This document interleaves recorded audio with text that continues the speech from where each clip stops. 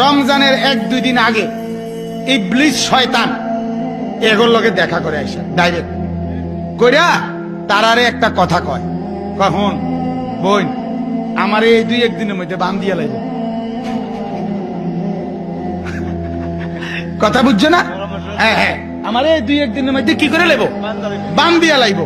আর বান দিয়া লাইলে আমি কোনো আইতাম না 1টা মাস।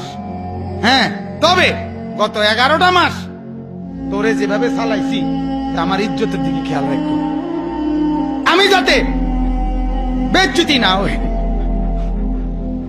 তুমি আমি না থাকলেও না জানলে কিসে, তুমি আমার দায়িত্ব পালন করবা। আর বেরিয়ে বলে দিছে আপনি নিশ্চিন্তে যান, আপনি কোনো টেনশন করেন না।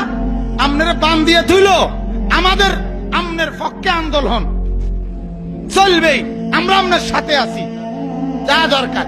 1 মাস পরে ছুড়াইলে আইয়া দেখবেন আমি এই ডকেরে আছি। বলেন নাউজুবিল্লাহ। তার মানে আমার বিবেচনায় রমজান মাসে যেই মহিলাগুলো বেপরদা বাজারে বাজারে ঘুরে, এগুলো ইবলিস শয়তানের চাইতেও খারাপ।